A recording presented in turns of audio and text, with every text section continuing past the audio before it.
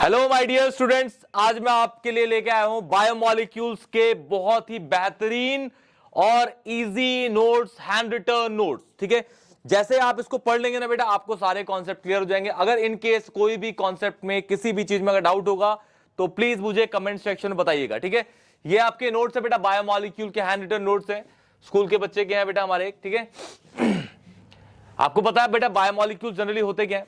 Biomolecules bio for living and molecules for organism, living organism के बारे में हम यहां पढ़ेंगे। पहला टॉपिक आता है कार्बोहाइड्रेट। कार्बोहाइड्रेट कार्बन और पानी से बनने वाली चीजें होती हैं, जिसके अंदर glucose, fructose, lactose, monosaccharide, disaccharide, oligosaccharide, polysaccharide, etc सब आते हैं। ठीक है, ये क्लासिफाई करा गया है इसमें।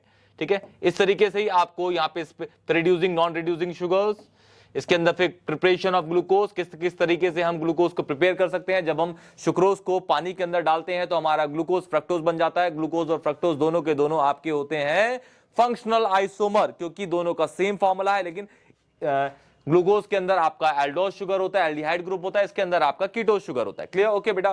फिर स्टार्च में बहुत ज्यादा पानी डालते हैं, nth अमाउंट ऑफ वाटर डालते हैं तो आपका n number of glucose form हो जाते हैं।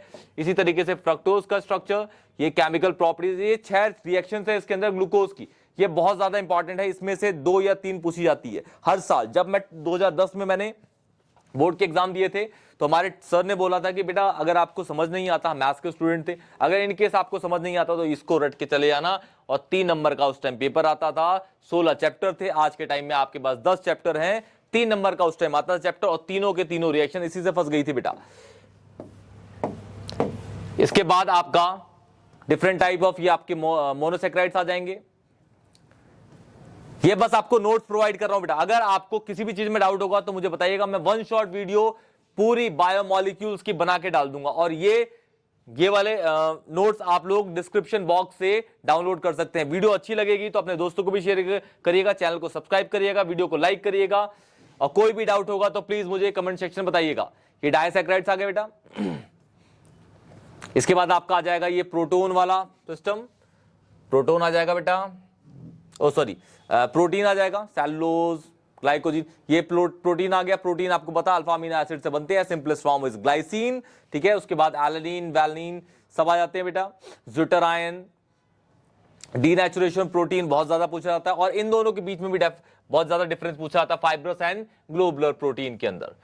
फिर आपका जो प्रोटीन बनता कैसे है, प्राइमरी स्ट्रक्चर होता है प्रोटीन का, फिर सेकेंडरी होता है, फिर टर्शरी, फिर क्वाटरनरी होता है, ये ऐसे बन जाते हैं। Native protein, denaturation of protein आपका पूछा जाता है, एंजाइम्स, ये वाला पोर्शन आपका कट चुका है।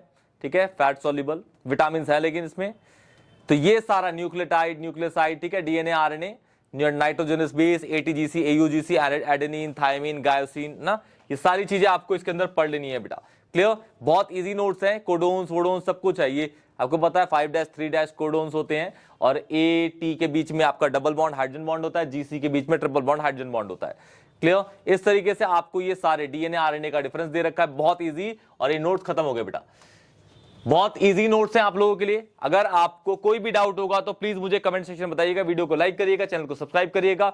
कोई भी परेशानी होगी तो प्लीज मुझे कमेंट सेक्शन में जरूर बताइएगा बेटा। मैं लाइव सेशन लेके आपके सारे डाउट्स क्लियर कर दूंगा, और बोर्ड में आपकी बहुत अच्छी प्रिपरेशन होगी। जब आप जाओगे बोर्ड के एग्जाम देने तो झंडे गाड़ाओगे बेटा। ठीक है, तब तक के लिए टेक केयर बेटा।